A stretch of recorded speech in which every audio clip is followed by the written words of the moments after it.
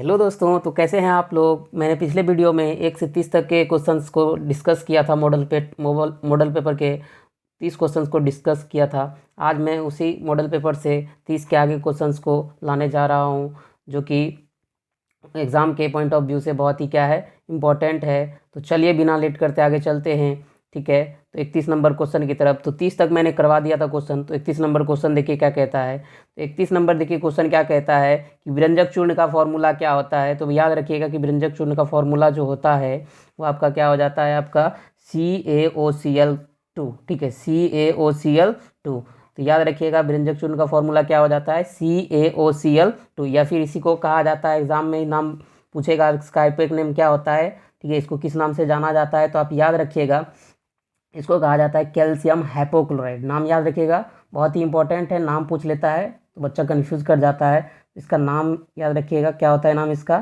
Calcium calcium hypo ठीक है, calcium hypochloride. ठीक है, कैल्शियम हाइपोक्लोराइड याद रखिएगा दोस्तों। ठीक है, इसका नाम क्या हो जाता है, कैल्शियम हाइपोक्लोराइड। ठीक है, इसका नाम ये भी याद रखिएगा। ठीक है, देखिए कोई भी प्रोडक्ट होता है ना, एक उसका व्यापारिक नाम होता है जो कि सब नाम से हम जानते हैं। जैसे दुकान जाइएगा आप तो पता चलेगा, जैसे नमक खरीदना है तो उसको नमक बोलते हैं। आप उसको अगर सोडियम क्लोराइड बोलिएगा तो उसको समझ में नहीं आएगा। तो दो दो तरह से नाम होता है, एक व्यापारिक नाम होता है और एक पूरा इंटरनेशनल में जिस नाम से जाना जाता है। दूसरी तरफ व्यंजक चूर्ण का इंटरनेशनल नेम अगर कह दे तो वो क्या होता है, कैल्शियम हाइपोक्लोराइड होता है, या फिर इसको व्यंजक चूर्ण कहते हैं व्यापारिक नाम। या फिर इसको जो है व्यापारिक नाम में हम ब्लीचिंग पाउडर भी कह देते हैं। तो याद रखिए, व्यंजक चूर्ण कहे या ब्लीचिंग पाउडर कहे या कैल्शियम हाइपोक्लोराइड कहे, ठीक है, पूरा दुनिया में पूरा विश्व में कैल्शियम हाइपोक्लोराइड के नाम से जाना जाता है। ऐसे प्रायः व्यापारिक नाम जो होता है वो ब्लीचिंग पाउडर या व्यंजक चूर्ण होता है। व्यंजक चूर्ण का फॉर्मूला क्या होता है, CaOCl2 होता है। तो आप याद रखिएगा ये वाला फॉर्मूला। ठीक है, अब देखिए इसमें कुछ और इंपॉर्टेंट्स दिया हुआ है, तो जो इसको भी याद रखिएगा आप। तो इंपॉर्टेंट इसमें देखिए क्या दिया हुआ है। तो इंपॉर्टेंट है पहला कि ये CaOH का होल टू। तो याद रखिएगा दोस्तों कि CaOH का होल टू ये जो है क्षारीय प्रकृति का होता है, जिसको हम लोग क्या कहते हैं, बुझा हुआ चूना, या फिर कहीं कहीं भाखड़ा चूना भी मिलेगा देखने के लिए, बुझा हुआ चूना। ठीक है, देखते होंगे आप लोग दिवाली वगैरह में जब चूना वगैरह लाते हैं तो उसको क्या करते हैं, गर्म पानी में खौला के हम लोग क्या करते हैं, उसको दीवार में पुताई करते हैं। तो दीवार में जो पुताई करते हैं वही है आपका ये बुझा हुआ चूना। ठीक है, तो बुझा हुआ चूना देखते होंगे उसमें जब पानी देते हैं तो क्या करता है, वो ज़्यादा मात्रा में उसमें इंक्रीज करता है। ठीक है, देता है। ठीक है, तो याद रखिएगा बुझा हुआ चूना का फॉर्मूला क्या होता है, CaOH का होल टू। ठीक है, इसके अलावा आप याद रख सकते हैं यहाँ पे कि कैल्शियम कार्बोनेट। जितना भी इसमें ऑप्शन है ना दोस्तों, सब क्या है, बहुत ही इंपॉर्टेंट है। चाहे वो कैल्शियम हाइड्रोक्साइड हो या फिर ब्लीचिंग पाउडर हो या फिर आपका ये CO3। तो इसका याद रखिएगा दोस्तों, इसको 3 तरह से फॉर्मूला पूछा जाता है। ठीक है, जैसे पूछेगा संगमरमर का बताइए क्या होता है फॉर्मूला। ठीक है, संगमरमर जिससे कि आगरा का ताजमहल बनवाया है शाहजहां ने। ठीक है, संगमरमर मरमर हो गया। तो संगमरमर का भी फॉर्मूला क्या होता है, CaCO3 होता है। ठीक है, ये भी याद रखिएगा। और दूसरा आ जाता है आपका क्या, चूना पत्थर, जिससे कि हम लोग क्या बनाते हैं, सीमेंट बनाते हैं। ठीक है, सीमेंट बनाते हैं, चूना पत्थर। तो चूना पत्थर का भी क्या होता है फॉर्मूला आपका, CaCO3 ही होता है। ठीक है, तो ये भी याद रखिएगा आप लोग। और तीसरा आप लोग क्या याद रखिएगा, खड़िया का, खड़िया चौक जिसको हम लोग कहते हैं। ठीक है, चौक यानी खड़िया का जो फॉर्मूला होता है। ठीक है, खड़िया का भी फॉर्मूला क्या होता है, CaCO3। तो याद रखिएगा, इस तरह से तीनों क्या है इसके लिए बहुत इंपॉर्टेंट है। चलते हैं आगे, देखिए अगला 32 नंबर देखिए क्वेश्चन क्या कहता है, रासायनिक अभिक्रिया में भाग लेने वाले पदार्थों को क्या कहा जाता है। तो याद रखिएगा, कोई भी रासायनिक अभिक्रिया है, जैसे मान लीजिए कोई अभिक्रिया हम लिख रहे हैं। ठीक है, जैसे कि मान लीजिए यहाँ पे लिख दिए H2+Cl2। ठीक है, ये क्या बनाता है, HCl बनाता है। ठीक है, यानी हाइड्रोक्लोरिक एसिड बनाता है। तो ये जो बाईं ओर रहता है ना दोस्तों, ठीक है, ये जो बाईं ओर रहता है उसको क्या कहा जाता है, अभिकारक, रीएजेंट। ठीक है, अभिकारक कहा जाता है। और जो प्रोडक्ट बनता है, ठीक है, उसको क्या कहा जाता है, प्रतिफल या उत्पाद कहा जाता है। ठीक है, जैसे कि यहाँ पे कह दे बात। ठीक है, जैसे यहाँ पे अभिक्रिया लिए थे, जैसे मान के चलिए यही अभिक्रिया ले लेते हैं, H2+O2। ये बनाता है जल। ठीक है, ये क्या बनाता है, जल बनाता है। ये आपका अभिकारक हो गया। बाईं ओर जो रहेगा उसको अभिकारक, और जो दाईं ओर रहेगा उसको उत्पाद या प्रतिफल कहा जाता है। ठीक है, उत्पाद या प्रतिफल। ठीक है, तो इसमें क्या पूछ रहा है, रासायनिक अभिक्रिया में भाग लेने वाले पदार्थों को क्या कहा जाता है? तो जो भाग लेता है, ठीक है, जो भाग लेता है उसको क्या बोलते हैं हम? जो भाग लेता है उसको हम क्या बोलते हैं? अभिकारक बोलते हैं। क्या बोलते हैं? अभिकारक। तो option B is the right answer. ठीक है, चलते हैं अगला क्वेश्चन। अगला क्वेश्चन देखिए 33 नंबर क्वेश्चन कहता है कि टूथपेस्ट होता है, टूथपेस्ट जो हम ब्रश में यूज करते हैं, टूथपेस्ट जिसको हम कोलगेट भी बोलते हैं, वो कहता है किस प्रकृति का होता है? क्षारीय, अम्लीय या किस प्रकृति का होता है? उदासीन, किस प्रकृति का होता है ये बताना है। तो याद रखिएगा दोस्तों कि टूथपेस्ट जो होता है वो किस प्रकृति का होता है? आपका क्षारीय प्रकृति का होता है। कहिए कि ये कैसे? तो क्षारीय प्रकृति का अगर नहीं रहेगा ना दोस्तों, तो मुंह का जो लार होता है दोस्तों, यानी मुंह का जो होता है ये पीएच होता है, पीएच मान जो होता है वो 7 से कम के आसपास ही रहता है, यानी अम्लीय ही होता है। अम्लीय होता है कहने का अर्थात कि कोई भी चीज़ जैसे कि अम्लीय है, ज़्यादा अम्लीयता हो जाती है, जैसे पेट में देखते हैं कभी कभी आप लोग को एसिडिटी हो जाता है, मानव को एसिडिटी हो जाता है, तो हम लोग क्या यूज करते हैं? एसिडिटी में क्या होता है ना कि अम्ल की मात्रा क्या होती है? बढ़ जाती है। क्योंकि हम लोग जानते हैं कि अमाशय में जो है हम लोग का अमाशय में कौन सा एसिड पाया जाता है? वो HCl एसिड यानी हाइड्रोक्लोरिक एसिड पाया जाता है, जो कि बहुत ही खतरनाक एसिड है। ठीक है, ये ज़्यादा मात्रा में बन जाती है तो कभी कभी क्या होता है? पेट में जलन सी होने लगती है, यानी एसिडिटी हो जाती, अम्लीयता हो जाती है, अम्ल की मात्रा बढ़ जाती है। तो किसी भी अम्ल की मात्रा को खत्म करने के लिए, ठीक है, किसी भी अम्ल की मात्रा को खत्म करने के लिए उसमें हम क्या मिलाते हैं? क्षार। ठीक है, तो अम्ल और क्षार को आपस में जब मिला देते हैं तो ये क्या क्रिएट कर देता है? लवण क्रिएट कर देता है। ठीक है, तो इसीलिए जो है टूथपेस्ट होता है वो क्षारीय प्रकृति का होता है और मुंह जो होता है वो अम्लीय प्रकृति का होता है। जैसे ही ये दोनों को आपस में रिएक्ट होता है वहाँ पे वो क्या बन जाता है? एक प्रकार से लवण बन जाता है। इस कारण से क्या होता है? टूथपेस्ट जो है वो किस प्रकृति का होता है? क्षारीय प्रकृति का। तो याद रखिएगा दोस्तों, तो ये क्या हो जाएगा आपका? Option A is the right answer. ठीक है, और याद रखिएगा उदासीन विलयन का पीएच मान जो होता है वो 7 होता है। ठीक है, और अम्लीय तो जानते हैं। ठीक है, इसमें याद रखिएगा कि नीला अम्ल जो है ना वो नीला लिटमस पत्र को क्या कर देता है? लाल कर देता है। नीला लिटमस पत्र को लाल कर देता है, जबकि क्षार जो है वो लाल लिटमस पत्र को क्या कर देता है? नीला कर देता है। लाल लिटमस पत्र को क्या कर देता है? नीला कर देता है। ठीक है, तो ये आपका हो गया क्वेश्चन। ठीक है, चलिए अब इसमें एक चीज़ आप ये और याद रख सकते हैं कि लिटमस पत्र जो होता है, लिटमस पत्र जो होता है वो याद रखिएगा वो लाइकेन के पौधे से बनता है। ठीक है, याद रखिएगा आप, लाइकेन। ठीक है, लाइकेन एक पौधा होता है, वो लिटमस पत्र पूछता है एग्जाम में किस पौधे से बनाया जाता है, तो वो लाइकेन का एक पौधा होता है, उसी से बनाया जाता है। चलिए दोस्तों आगे चलते हैं। ठीक है, अगला जो क्वेश्चन है पूछ रहा है निम्नलिखित में कौन कार्बोक्सिलिक समूह है? ठीक है, तो दोस्तों यहाँ पे देखिए क्रियाशील समूह का पूछ रहा है। ठीक है, तो क्रियाशील समूह जो है ना, कोई भी कार्बनिक कंपाउंड, जैसे कि बात करें C6H6, आप लोग सुने होंगे, ये किसका फॉर्मूला होता है? बेंजीन का। या फिर इसको हम कैसे लिख सकते हैं? ठीक है, इस तरह से भी लिख सकते हैं, बेंजीन। बेंजीन का स्ट्रक्चर बना लेते हैं दोस्तों, बेंजीन का स्ट्रक्चर। तो ये हो गया आपका बेंजीन का स्ट्रक्चर।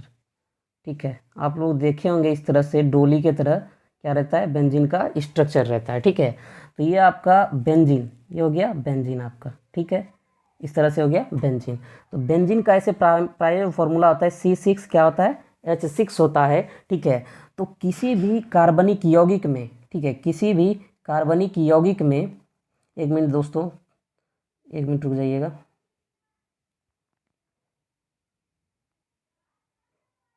तो आइए दोस्तों चलते हैं क्वेश्चन नंबर 34 की ओर। ठीक है, तो हम बता रहे थे बेंजीन, तो बेंजीन जैसे कि एक प्रकार से कार्बनिक यौगिक है। ठीक है, कार्बनिक यौगिक है, जैसे कि कार्बनिक यौगिक कहने का यानी इसका फॉर्मूला होता है C6H6। ठीक है, H6 होता है।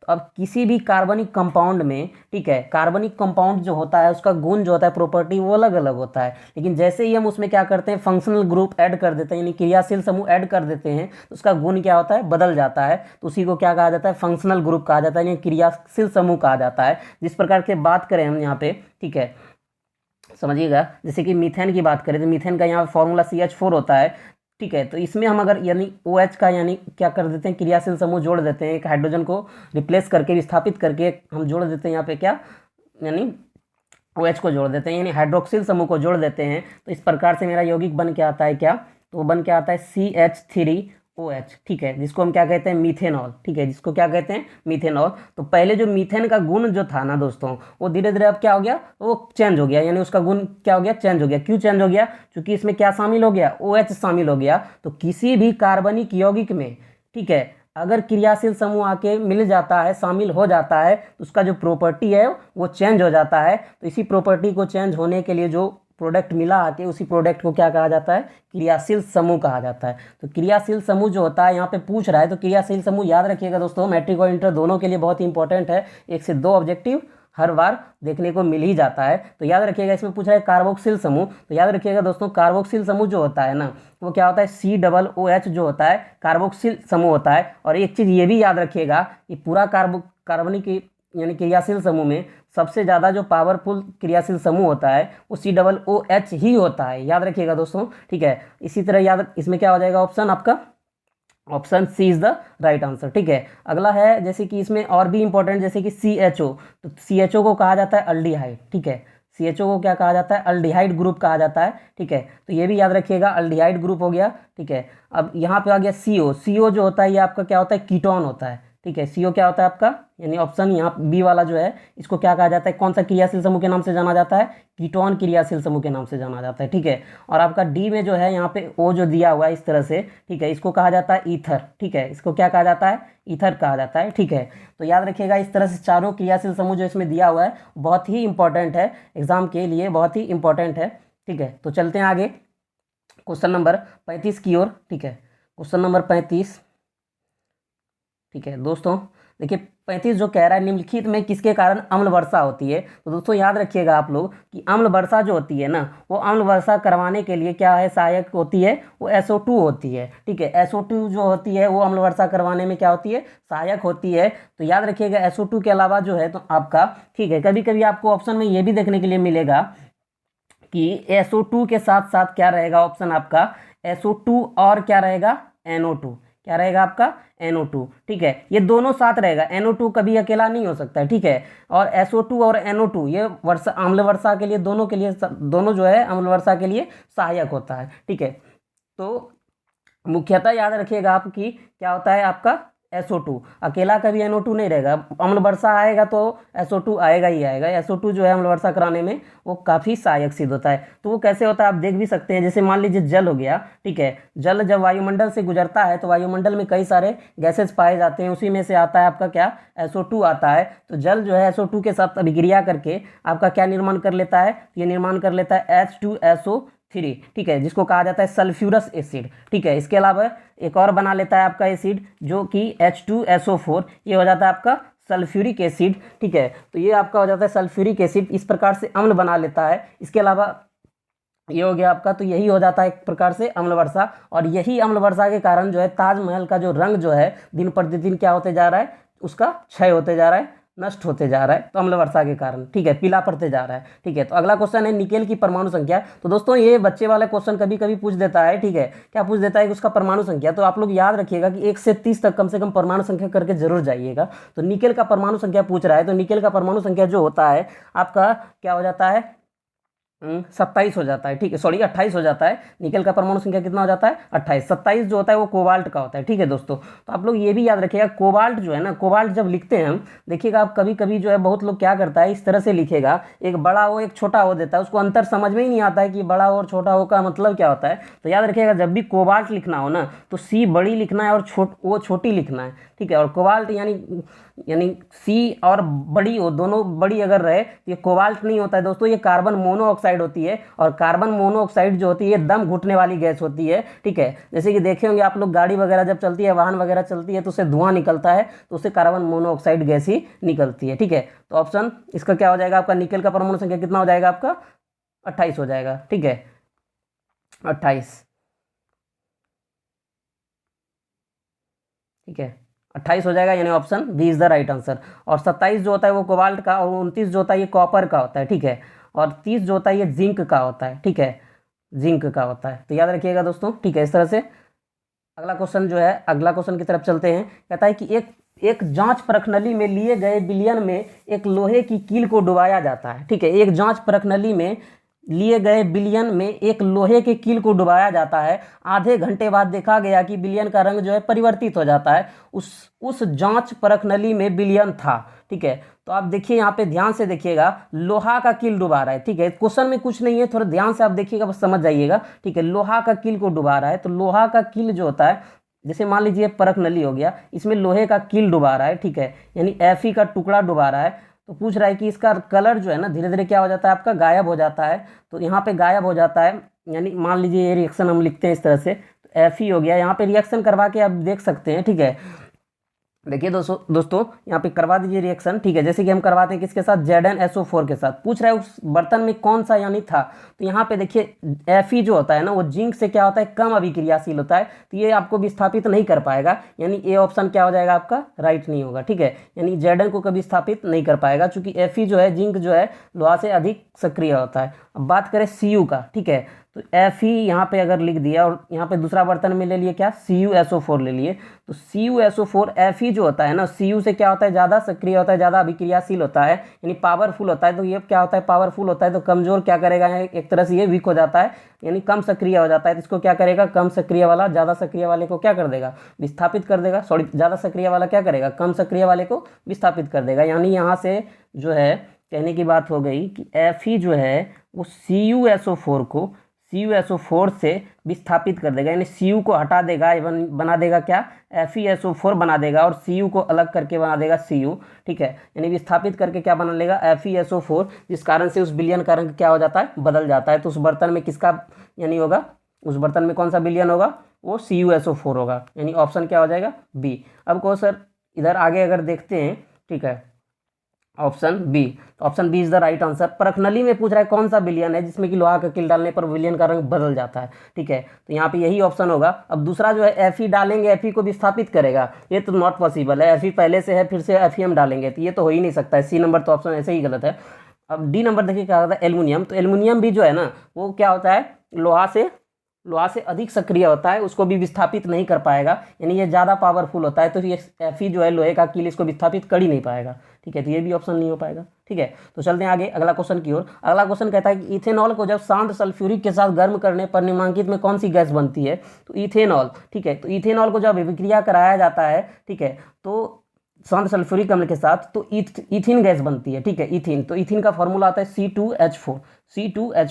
ठीक है, तो इथिन का यहाँ पे ऑप्शन डी क्या हो जाएगा, इज द राइट आंसर हो जाएगा। ठीक है, तो आप अभिक्रिया करवा के भी देख सकते हैं। इथेनॉल का फॉर्मूला याद रखिएगा दोस्तों, बहुत बार एग्जाम में पूछता है। इथेनॉल का जो फॉर्मूला होता है, ठीक है, इसको C2H5OH होता है। ठीक है, इसको हम लोग क्या कहते हैं, देसी भाषा में शराब बोलते हैं। ठीक है, तो ऑप्शन क्या हो जाएगा इसका, डी नंबर हो जाएगा। ठीक है, अगला क्वेश्चन देखिए। अगला कहता है निम्नलिखित में हीरा जो है निम्नलिखित में किस तत्व का अपर रूप है, गंधक, फास्फोरस, सिलिकॉन, कार्बन। ठीक है, तो कार्बन का अपर रूप है। ठीक है, हीरा किसका अपर रूप है, कार्बन का अपर रूप है। और कार्बन का जो है यौगिक, ये सबसे ज़्यादा पाया जाता है। क्यों पाया जाता है, इसका रीजन यही है कि कार्बन में श्रृंखलन गुण पाया जाता है। श्रृंखलन गुण कहने का मतलब है कि आप लोग देखे होंगे गाय भैंस जो जोतने में पहले एक सीकड़ का यूज किया जाता था, या फिर कुत्ता वगैरह को देखेंगे इस तरह से बांध के सीकड़ बनाया जाता है। ठीक है, तो इसी का एक तरह से कह दो कि इसमें जो है कार्बन में सीकड़ की भांति जो है श्रृंखलन गुण बनाने की गुण ज़्यादा होती है। इसी कारण से जो कार्बन का यौगिक क्या होता है, काफ़ी ज़्यादा मात्रा में पाया जाता है। इसी तरह कार्बन का जो है 3 अपर रूप होता है। ठीक है, तो पहला अपर रूप आपका हो जाता है हीरा। ठीक है, पहला अपर रूप क्या हो जाता है आपका, हीरा। ठीक है, और दूसरा अपर रूप आ जाता है आपका ग्रेफाइट। ठीक है, ग्रेफाइट। और तीसरा आपका आ जाता है फ्लोरीन। याद रखिएगा दोस्तों, फ्लोरीन और फ्लोरीन में बहुत अलग अंतर है। फ्लोरीन जो होता है वो परमाणु संख्या होता है, जिसका परमाणु संकेत क्या होता है, F होता है, और परमाणु संख्या कितना होता है, 9। ये वाला फ्लोरीन की बात नहीं कर रहे हैं। ठीक है, फ्लोरीन ये फुटबॉल की भांति का इसका स्ट्रक्चर होता है। Fluorine, fluorine. ठीक है, फुटबॉल देखे होंगे जिस तरह से आप लोग। ठीक है, फुटबॉल में इस तरह से रिंग बना हुआ रहता है, इस तरह से रिंग। पता नहीं फुटबॉल आप लोग खेले हैं कि नहीं खेले हैं, हमको भी उतना मालूम नहीं है फुटबॉल का। इस तरह से फुटबॉल पे स्ट्रक्चर बना हुआ रहता है। ठीक है, जस्ट लाइक उसी तरह से यहाँ पे क्या हो जाएगा, ये फुटबॉल का आकृति होता है फ्लोरीन का। तो कार्बन का कितना अपर रूप होता है, 3।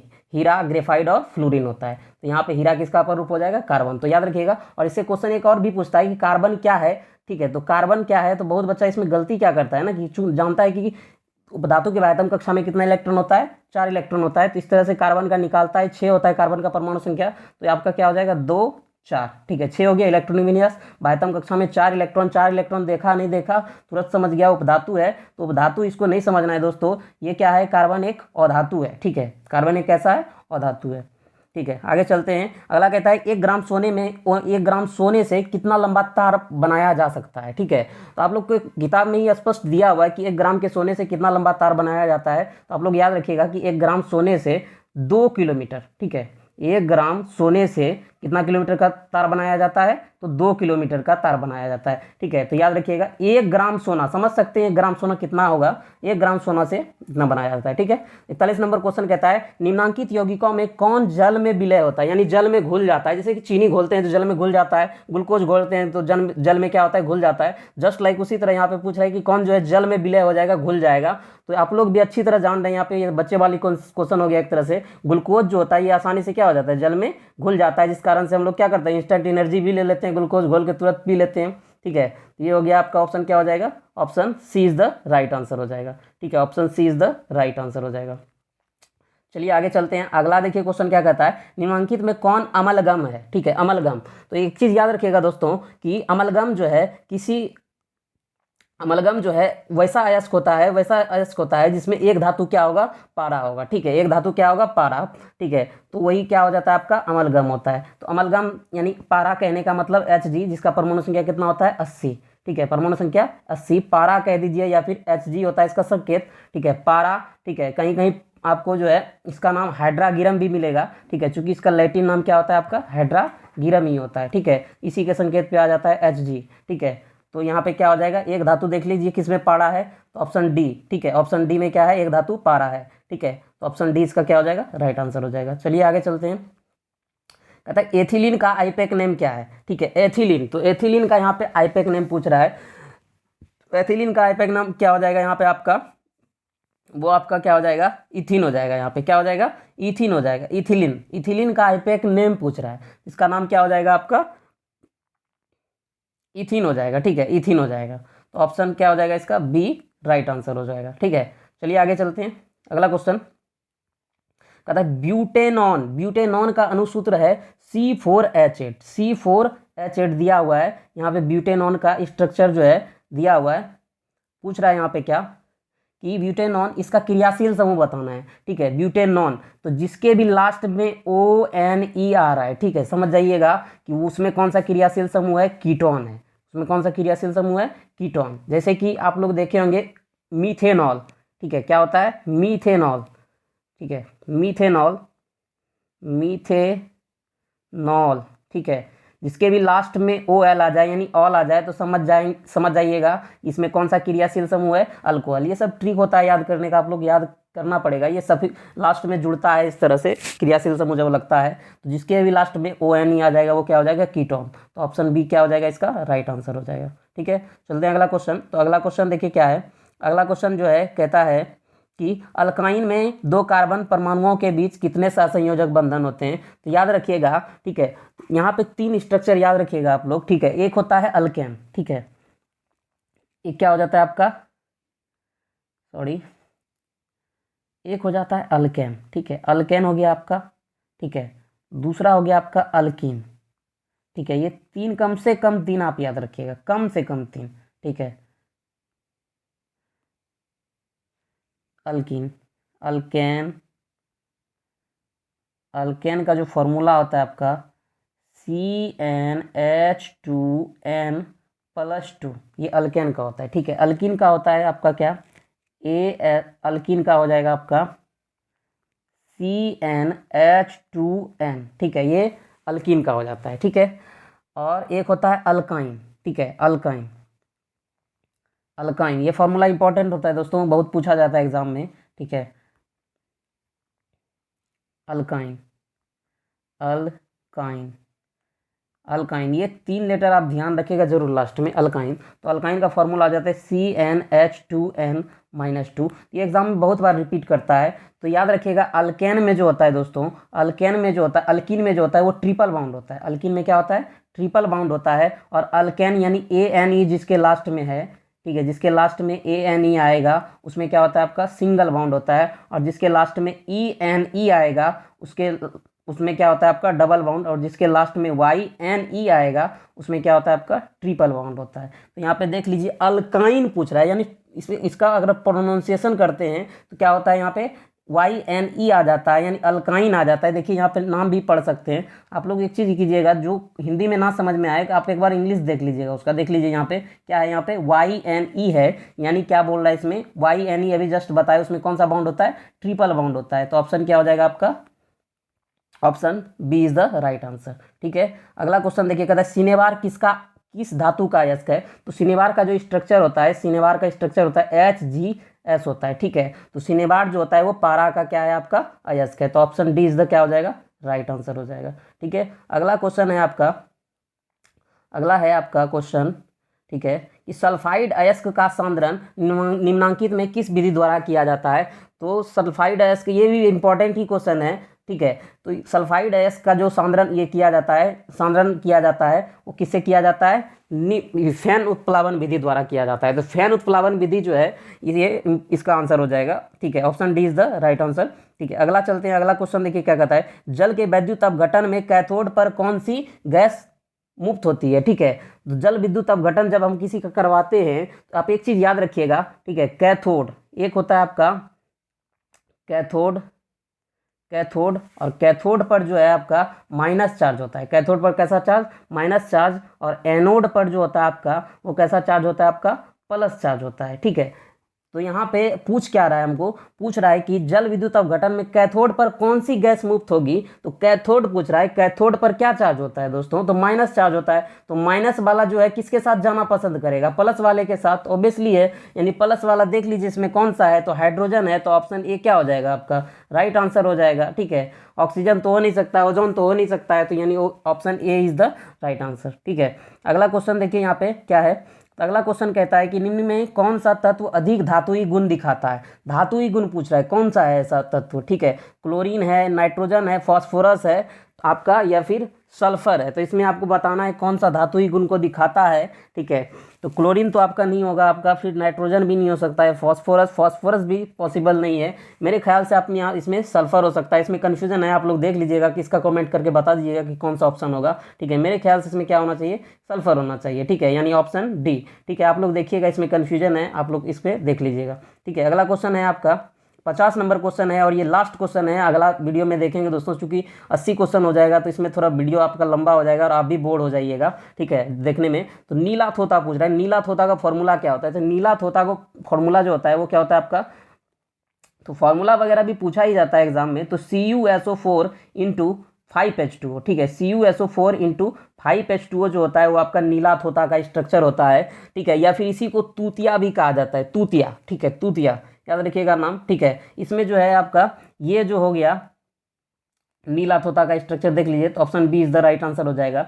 और इसी में है आपका ये वाला भी बहुत इंपॉर्टेंट है दोस्तों, Na2CO3 इंटू 10H2O। ये जो होता है आपका जो है धोवन सोडा का फॉर्मूला होता है, यानी वॉशिंग सोडा का फॉर्मूला होता है। ये भी याद रखिएगा, क्वेश्चन बहुत बार रिपीट करता है ये भी। ठीक है, अभी तो ये वाला ऊपर हम बताए ही थे, संगमरमर हो गया, खरिया हो गया, चूना पत्थर हो गया, इस सब का फॉर्मूला क्या होता है, CaCO3 होता है। ठीक है दोस्तों, आज के लिए इतना ही, 50 क्वेश्चन। अगला वीडियो में देखेंगे पार्ट 3 अगर आएगा तो पार्ट 3 में हम कोशिश करेंगे 40 क्वेश्चन को ही एक वीडियो में लेने का। ठीक है, क्योंकि ज़्यादा वीडियो हो जाएगा लंबा तो थोड़ी दिक्कत हो जाएगा, आप लोग भी बोर हो जाइएगा देखने में। तो अभी के लिए बाय बाय, मिलते हैं अगले वीडियो में, धन्यवाद।